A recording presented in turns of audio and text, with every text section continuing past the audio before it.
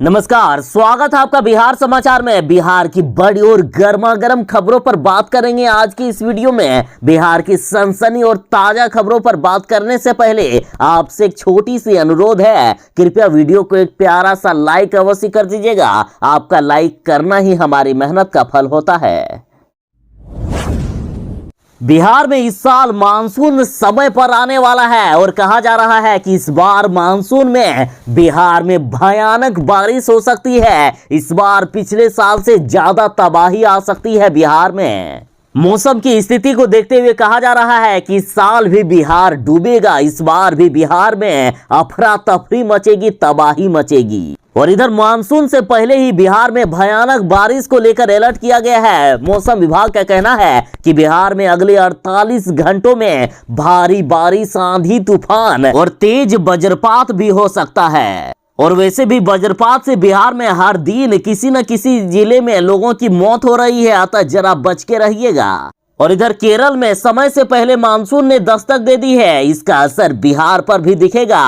बिहार के 24 जिलों को मौसम विभाग ने चेतावनी दी है। मौसम विभाग ने भारी बारिश को लेकर बिहार के जिन जिलों को सावधान किया है, ये जिले हैं बिहार के पूर्वी चंपारण, पश्चिमी चंपारण, शिवहर, सीतामढ़ी, गोपालगंज, सुपौल, सारण, सिवान, वैशाली, मुजफ्फरपुर, समस्तीपुर, मधुबनी, दरभंगा, अररिया, किशनगंज, कटिहार, पूर्णिया, सहरसा, मधेपुरा, खगड़िया, भागलपुर, मुंगेर, जमुई और बांका। ये लीजिए, मौसम विभाग ने फिर से नई चेतावनी दे दी है कि केरल में 29 मई को ही मानसून ने दस्तक दे दी और माना जा रहा है कि बिहार में अब 7 से 8 जून तक मानसून आ सकता है। तो बिहार के लोग इन खराब मौसम में जरा सावधान रहे, खास करके वज्रपात को लेकर।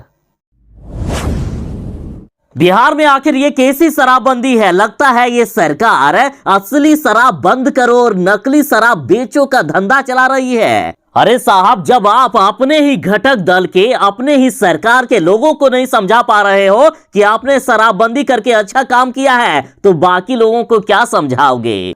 देखिए, बीजेपी ने ही प्रशासन को माफिया का साथी बता दिया है। खुद बीजेपी नेता संजय जायसवाल ने कह दिया है कि प्रशासन की मिलीभगत से बिहार में जहरीली शराब मिल रही है। हाल ही में बीजेपी के सांसद सुशील कुमार सिंह ने कहा कि प्रशासन की लापरवाही से बिहार में बिकती है शराब। खुद जीतन राम मांझी बिहार में शराब चालू करवाने की मांग कर रहे हैं। कह रहे हैं कि जब पीएम मोदी कृषि कानूनों को वापस ले सकते हैं, तो मुख्यमंत्री जी आप शराबबंदी की समीक्षा क्यों नहीं कर सकते हैं? और आज देखिए, इसी फेल शराबबंदी के कारण कितना बड़ा कांड हो गया है बिहार में। देखिए, कहा जा रहा है कि शराब बेचने से मना किया तो भून डाला गोलियों से। शराबबंदी वाले राज्य बिहार में डबल मर्डर हो गया है। मधेपुरा में माफियाओं का विरोध किया तो 10 गोली मार दी गई। एक तो शराबबंदी वाले राज्य में जहरीली शराब बिक भी रहा है, ऊपर से इन अपराधियों का, इन शराब बेचने वालों का मनोबल तो देखिए। बीजेपी वाले जिस तरह से कर रहे हैं, यदि उस बात में सच्चाई नहीं है, यदि इनको सरकार का संरक्षण नहीं प्राप्त है, तो आखिर इनमें इतनी हिम्मत आई कहां से? देखिए, अपराधियों ने शराब बेचने वालों का विरोध करने वालों को 10 गोली मार दी। ये भोली भाली जनता सिर्फ ये कह रही थी कि आप लोग शराब नहीं बेच सकते हो, तो अपराधियों ने क्या किया? इनको 10 गोलियों से भून दिया। अपराधियों ने 4 लोगों को गोली मार दी है, जिसमें से 2 लोगों की मौत उसी समय हो गई। वहीं 2 लोगों की हालत काफी गंभीर बताई जा रही है। तो साहब, ऐसी शराबबंदी का क्या फायदा? लागू करना है तो ठीक से करो ना।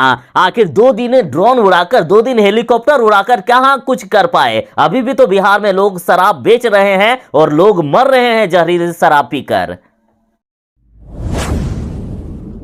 पता नहीं ये सरकार बिहार की जनता का कितना पैसा बर्बाद करेगी, उसके बाद इस सरकार की अकल ठिकाने आएगी। माना साहब, आपने बहुत काम किए हो। लालू यादव के शासनकाल में बिहार की स्थिति जैसी थी उससे अभी बहुत ही अच्छी है, लेकिन आप जनता के पैसे को क्यों बर्बाद कर रहे हो? देखिए, मुख्यमंत्री नीतीश कुमार जी के गृह जिले का हाल देखिए। अस्पताल में रखा है भूसा, यहाँ गाय बकरी बांधे जा रहे हैं, अस्पताल में भूसा भर के रखा हुआ है। देखिए साहब, आप बिहार में कोई भी अस्पताल बनाते हो या विकास का कोई भी कार्य करते हो, तो आप अपने पैसे से थोड़े ना करते हो। जनता अपने खून पसीने से कमाकर आपको टैक्स देती है और उसको आप लोग देखे किस प्रकार से बर्बाद करते हो। साहब आप लोगों को तो कुछ नहीं लगता है, आ रहा है पैसा, जनता टैक्स भर रही है, जनता खून पसीने से कमाकर आपकी सरकार चला रही है और आप लोग ऐसे पैसे को बर्बाद नहीं कर सकते हो। देखिए बिहार सरकार कितनी लापरवाह है, ये मुख्यमंत्री नीतीश कुमार जी के गृह जिले में पोल खुल गई है। डुमरुआ स्वास्थ्य उपकेंद्र आज गौशाला बन चुका है। इसकी हालात देखकर आपको यकीन नहीं होगा कि ये अस्पताल है।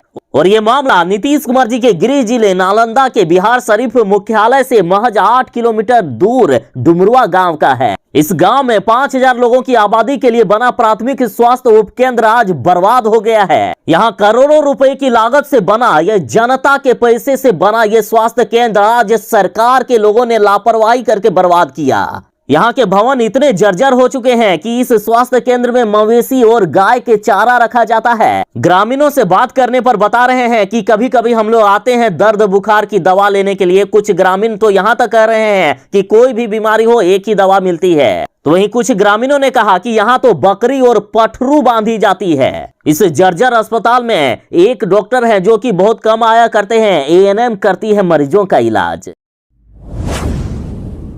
कोरोना में अनाथ हुए बच्चों के लिए माननीय प्रधानमंत्री नरेंद्र मोदी जी ने बड़ी घोषणा कर दी है। इन बच्चों को 10 लाख रुपया करके मिलने वाला है। देखिए कोरोना महामारी के दौरान जो बच्चे अनाथ हो गए हैं उनको अभी से ही प्रधानमंत्री जी 4000 रुपया करके देंगे और बच्चों को ये पैसे पीएम केयर फंड से दिया जाएगा। इन बच्चों को जहां एक तरफ हर महीने 4000 रुपये दिए जाएंगे जिससे उनकी दैनिक जरूरतों को पूरा किया जा सके, तो वहीं बच्चे जब स्कूल की पढ़ाई पूरी कर लेंगे तो आगे की पढ़ाई के लिए उन्हें और भी पैसे की जरूरत पड़ेगी। तो जितना भी खर्चा होगा उनके पढ़ाई लिखाई में वो सारा खर्चा सरकार देगी। यानी 18 से 23 साल तक इन युवाओं को हर महीने स्टाइपेंड मिलेगा और जब वो 23 साल के हो जाएंगे तब 10 लाख रुपया एक बार में सरकार देगी। साथ ही प्रधानमंत्री जी ने कहा है कि मान लीजिए कोई डॉक्टर, इंजीनियर बनना चाहता हो, एमबीए करना चाहता हो, मतलब कोई भी पेशेवर पाठ्यक्रम या उच्च शिक्षा के लिए एजुकेशन लोन लेना चाहता हो, जो शिक्षा ऋण लेना चाहता हो,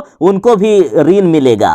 साथ ही बच्चों को योजना के तहत पासबुक और आयुष्मान भारत प्रधानमंत्री जन आरोग्य योजना के तहत स्वास्थ्य कार्ड भी दिया जाएगा। जिस राजद पार्टी को एक परिवारवादी पार्टी कहा जाता है, आखिर उन्होंने साबित कर ही दिया कि राजद एक परिवारवाद की पार्टी नहीं है। लालू यादव ने विधान परिषद के चुनाव के लिए एक ऐसे उम्मीदवार को खड़ा कर दिया जिसके नाम ने सबको चौंका कर रख दिया है। एक कपड़े धोने वाले को लालू यादव ने विधान परिषद के चुनाव के लिए सीट दे दिया है। देखिए राजद ने विधान परिषद चुनाव के लिए अपने उम्मीदवारों के नामों की घोषणा कर दी है, जिसमें से कारी सोहेब, मुन्नी देवी और अशोक कुमार पांडे को एमएलसी का उम्मीदवार बनाया गया है। और तीनों उम्मीदवारों में से मुन्नी देवी का नाम सबसे ज्यादा चौंकाने वाला है। मुन्नी देवी नालंदा की रहने वाली है और रजक समुदाय से आती है। मुन्नी देवी आरजेडी की पुरानी और जमीनी कार्यकर्ता रही है और जब एमएलसी उम्मीदवार के लिए उनके नाम की घोषणा हुई तो उन्हें खुद भी यकीन नहीं हुआ। मुन्नी देवी ने कहा कि वो और उनका पूरा परिवार लोगों के कपड़े धोकर अपना जीवन यापन करता है, लेकिन लालू प्रसाद यादव ने एमएलसी का उम्मीदवार बनाकर सम्मान देने का काम किया। राबड़ी आवास पहुंचने पर तेज प्रताप यादव ने भगवत गीता देकर उनका स्वागत किया। और देखिए मुन्नी देवी के पास कोई साधन नहीं रहने के कारण तेज प्रताप यादव ने अपनी गाड़ी से उन्हें घर तक छोड़ा। मुन्नी देवी ने लालू प्रसाद, राबड़ी देवी और तेजस्वी यादव का आभार जताते हुए कहा कि लोग लालू यादव पर परिवारवाद करने का आरोप लगाते हैं, लेकिन लालू परिवारवाद नहीं बल्कि दलितवाद करते हैं। उन्होंने कहा कि लालू प्रसाद का पूरा परिवार दलितों और गरीबों को सम्मान देने का काम करती है।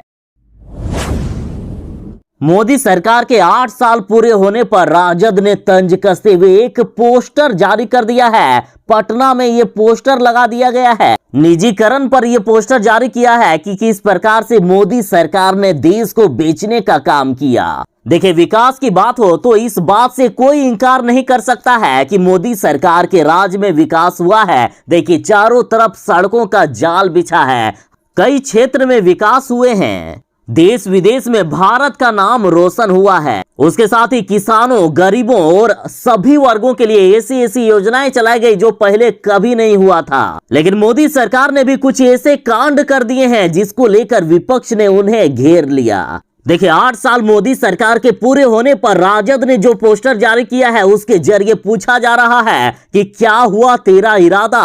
1 साल में 2 करोड़ नौकरी देने का वादा। मोदी जी क्या युवाओं से पकोड़े बेचवाने का है इरादा। तो वही मोदी सरकार से पूछा गया है कि मोदी जी आपने कहा था कि कसम मुझे इस मिट्टी की मैं देश नहीं बिकने दूंगा, लेकिन आपने तो सेल लगा के सब कुछ बेच दिया। अभी देश में BSNL बिक गया, रेल बिक गया, लाल किला तक बिक गया, एयरपोर्ट बिक गया, हवाई जहाज बिक गया, ONGC एवं LIC बिक गया। टोटल 21 संस्थाओं के नाम बताए गए हैं जिन चीजों को मोदी सरकार ने बेचने का काम किया। साथ ही राजद ने मोदी सरकार को महंगाई पर घेरा है और कहा गया है कि मोदी जी मस्त, गरीब जनता महंगाई से पस्त।